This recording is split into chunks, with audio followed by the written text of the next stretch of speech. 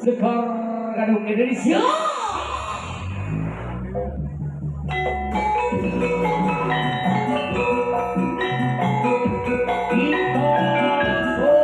Kita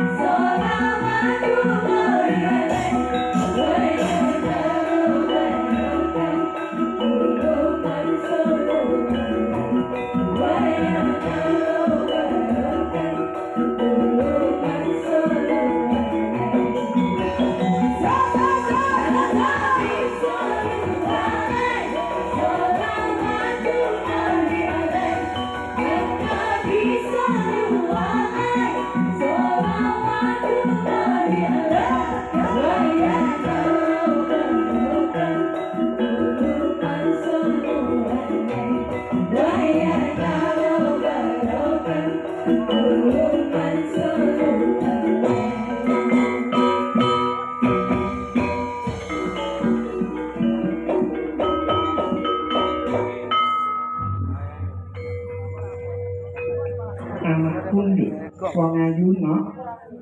Iya yung iya. Ora ana tembung kang luwih becik.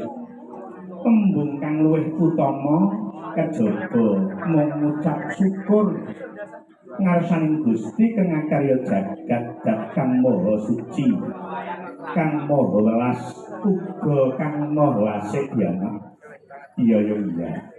Ki tinimbalan sowan ana ing dusun Sumputan ing Desa Pinggir Sari, Kecamatan Ngantru, Kabupaten Tulungagung.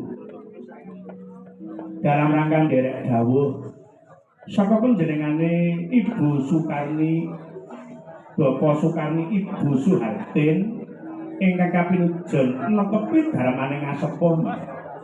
Netepi darmaning asepuh. Mala kramanake penjane Mbak Dunia Wulandari kang wis jinatu krama dening Mas Muhammad Idam Zulkarnain. Iki dadi pemanten sing bisa nolak kekasih Nabi Adam, Siti Hawa nganti kaken ninen dadi temanten sing sakinah mawaddah uga kebak rahmah ya nak. Iya yo iya. Mergo wis dadi kekudanganing wong tuwa. Bocah iki nandhut nganti linairake nganti diwasane kuwi tanggung jawabing wong tuwa, ngopeni, ngerabekke, ngomah-ngomahke. Dadi kewajibaning wong tuwa. Ya, kuwi cara tuntunan agama kaya ngono kuwi, Nduk.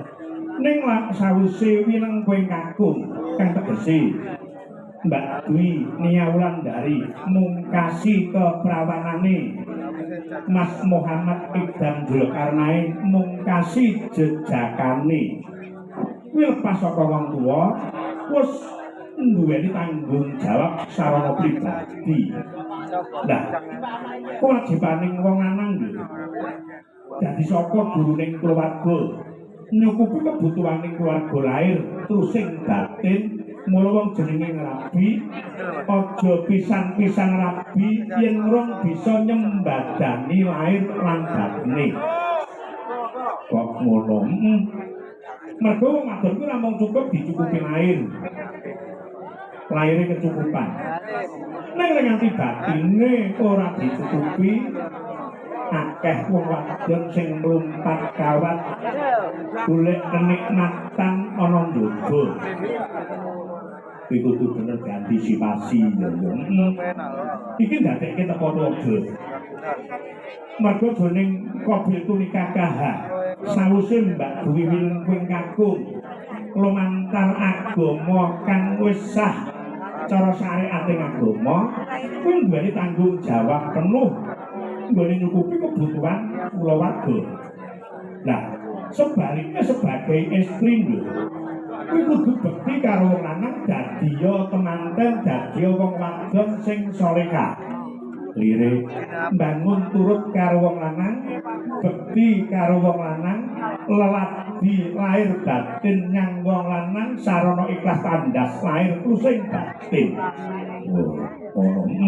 Mula bola-bali tak kandhake wasis ing tutur, wasis ing dapur, lincah ing kasur. Kuwi paugerane wong omah-omah dimen Rahayu Widodo ora bengkerengan. Nah, kunci sing angka 2 aja rebut bener ning rebuta salah. Wong ki anggere wis ngrumong sorang rumangsani dasar gelem rebut salah lho. Ing kono bakal tentrem mungguing kulawarga. Ngono ya. Lah sing diarani wasis ing tutur. Karena letak kedudukan seorang istri tetap di bawah suami. Walaupun zamane wis butuh zaman Siti Nurbaya no, mula wajib tuntunan agama wong wadon iki bekti karo wong lanang saya luwih utama lan becik yen wong wadon kuwi basa karo wong lanang. Nek badhe tindak kantor mangke ngagem agemane kang pundi? Mangke nitih napa? Niku endak le disawang ya apik le dirumake bekti karo wong lanang. Lah sing angka 2 sing diarani wasis ing dapur. sak ora-orane wong wadon kang wis kuwi kowe kanggo kudu ngerti selerane wong lanang. Kudu dingerteni, kudu dipelajari. Ternyata kakung kuwi senengane pekarangan iki. Yen wanci ketiga senengane sayur iki. Yen wanci rendeng senengane sayur iki. Kuwi kudu ndadekke kawigaten kabeh wong lanang saya setya saya mati marang wong wadon. Ngono. Njur sing angka 3 iki sing luwih utama. Wajib dilakoni. Lincah ing kasur ya yo. Iki sok ndadekke bahayane keluarga kene ngantek wong wadon lalabi wong lanang ora lincah ing kasur. Mula tembunge hunani basulakun bantung basulakun. Wong wadon minangka kemule wong lanang minangka kemule wong wadon.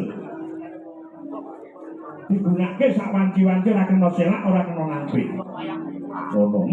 Mergo wis ana tembung kabeh tunika kahawi, kepara lek ora disinggung malah haram tumraping agama. Oh iya. Tenang lho. Wong wadon iki anggere ngladeni lahir batin sak kareping wong lanang diladeni cara garap piye wae dinyangi.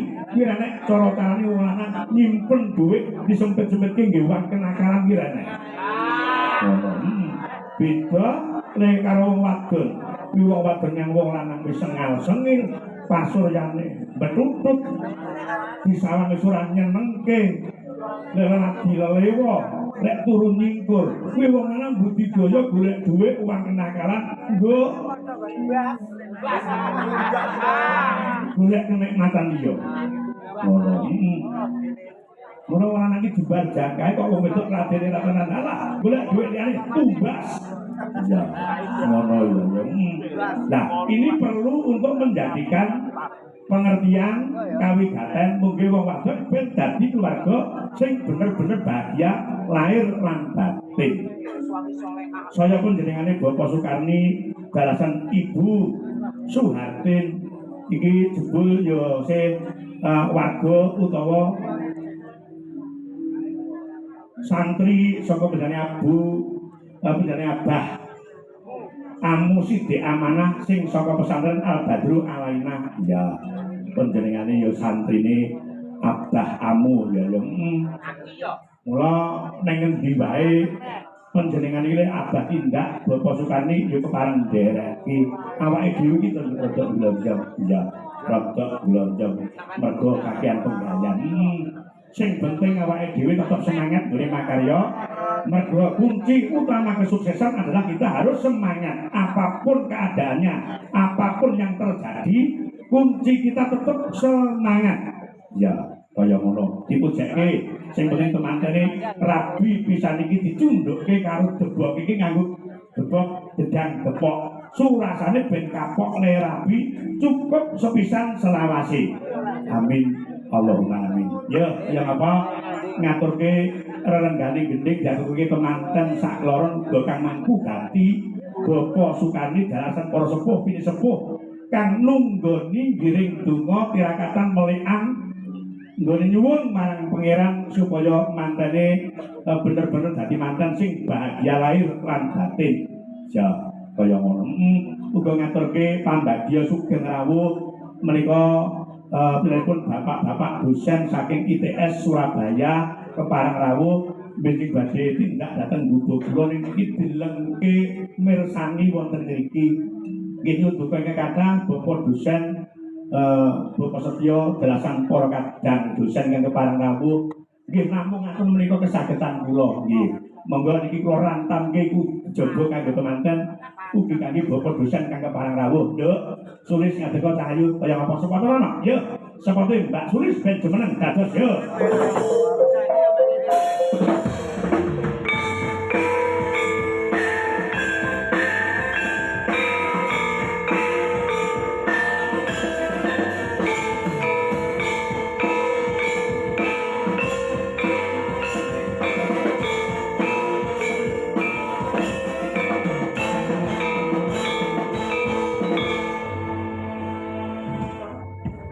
Wilujeng dalu Nok Cahayu Sulis Eva. Wilujeng dalu ugi Mbak Limbo Mak Cange.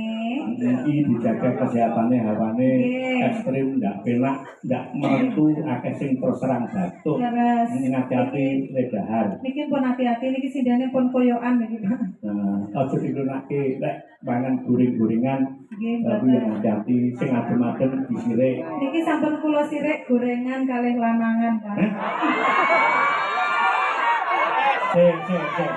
Ini perlu diklarifikasi harus ada segi pembenahan. Lek wong lanangan. Nggih. Kuwi lek disirik kuwi kewajibane wong wadon ngladeni wong lanang. Kok ngantek kowe nyirik wong lanang dadi detak ning keluarga. Aku ndak melu tanggung jawab ae. Oh, boten parang nggih ngoten niku. Ora kena. Berarti Mas. Lek Mas ora njaluk sak wayahe sing penting awakmu mlumah cukup. Nggih, biasane nggih ngoten Pak. Kula niku nek kesel ngoten niku nggih pun kula lerne ngoten terus kula wis Mas tutul ana dhewe ngoten. Ayo ngono apik kuwi. Nang ibumu ki kandhang ono matur ibumu. Bu, lek Pak iki butuh piye gambarke aku nek sampean ku yo jagung ben ditutuli dhewe ngono sampean ngono. Nggih, Pak. Ya bone seneng Pak niki, Pak. Nah, kaya kok potro-potro Pak. Aku ya tumbasno. Nggih, niki. Tadi tresno ya, Nak. Jangkep tak. Nggih, Pak. Menika karawuhan Bapak dosen nggih, Pak. Nggih, saking IPS. Benjalu Bapak dosen. Menika udah wonten pundi, Bapak? Boten ketinggal. Malah kuwi dosen wi. Dosa. Basa kok dosen iki dus totok iki. Nggih niki bos napa bawa, Pak? Nggih, Bawa pun mangkat bawa. Sik dalem ndak derek bawa kering. Iki kering titik tinggal karo paricet tinggal. Nggih. Menika Dek bawa Dek dalu mboten nang to? Sakit to? Sakit. Napa nek Mas? Jane ndak sakit ya mung arep ngupuli jagung ning omah. Iku ora nek kesempatan nak ngono kan.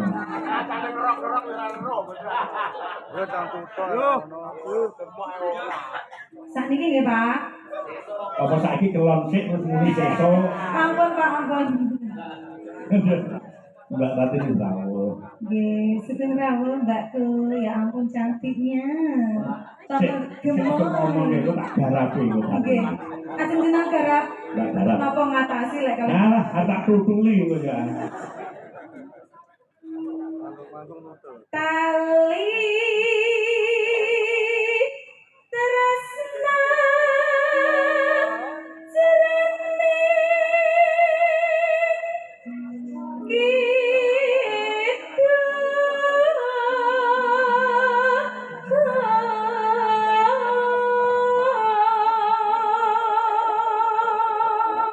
Kali tresno jroning kidul gambaran Kidung tresna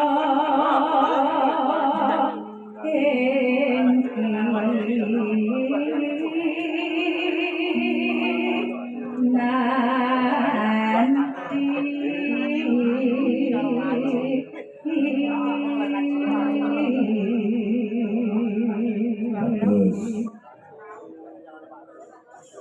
Pak niki mesakne sing dadah damel lho, Pak. Nontone lewat napa kritisan. Siapa? Lah niki lho, boten saged nonton sing dadah damel. Lah meniki iki nggih ditonto. Iki sing kersan iki diaturi Mbak Lili sing teng ajeng jumeneng sing teng wiki enggah. Kebalik, Pak. Niku wale. Wale. Wale kan Lek ra diwale ora penak iku kudu diwolah-wale nggih. balik.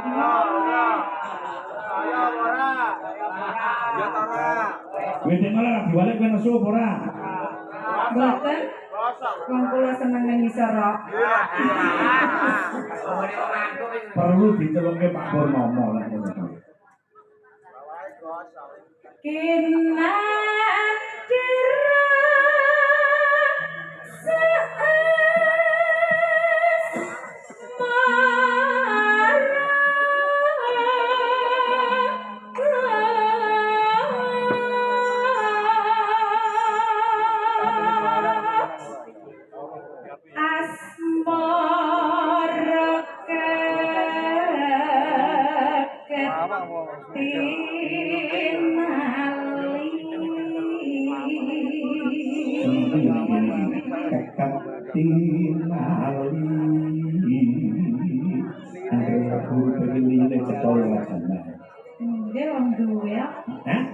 Duwe ya?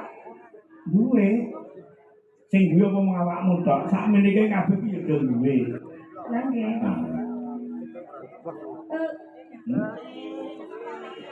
Tali tresno jampi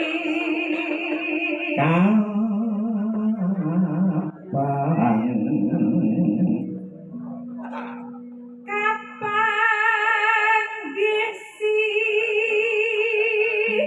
rama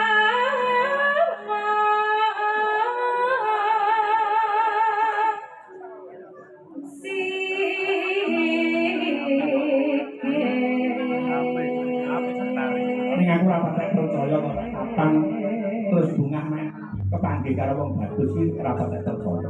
Lah pripun? Bocah wedok saiki iki lek mek kepethuk karo wong ganteng ora pati gagas. Lah terus? Lek perlu duwe. Loh, niku nomor 2, Pak. Nomor 2 mana ya nomor 1. Napa nggih? Nomor 1 uang. Nomor 2 lanang. Nggih mboten to, Pak. Lek mboten ora normal. Lah sing penting nggih paling mboten niku wajahe ditonton niku rada bening lho, Pak. Bening mana lek nek duwe wong cucuke kena dikuncit kok dadak ngono. Alang dinten manut. Iya. Ya, yang apa? Tali tresno dados. Monggo. Tali tresno jroning rasa wasengikan kakebatian Keren, Mas.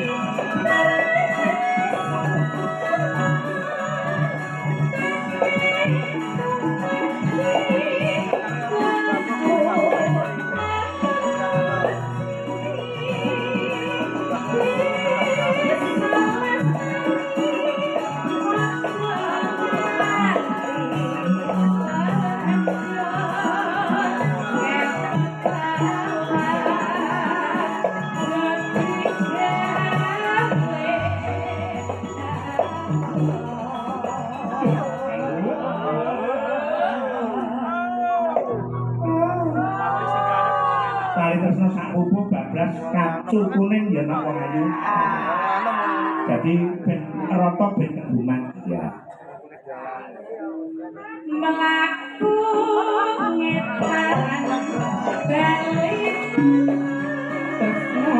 Tangan tapi gawe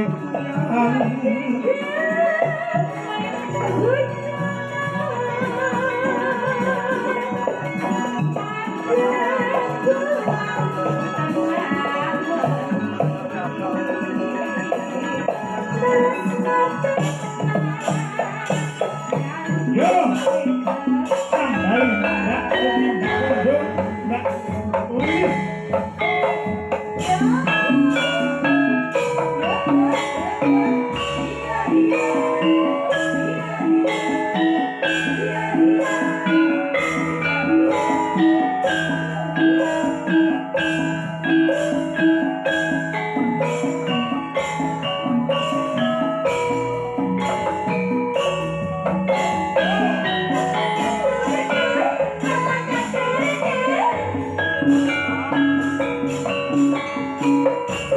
Thank you.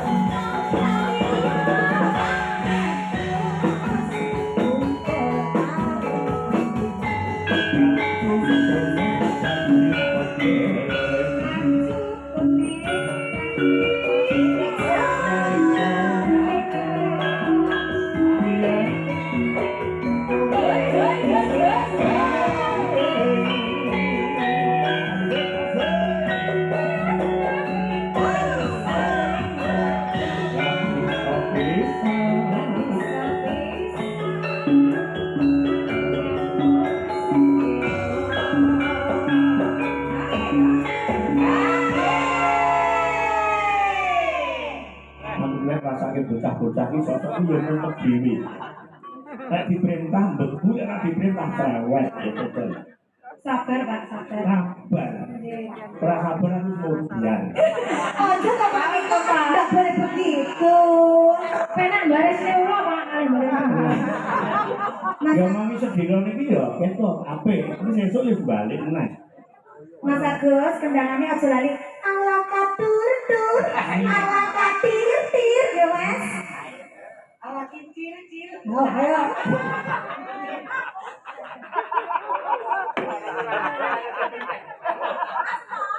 Yo, aja barang nyocok aja.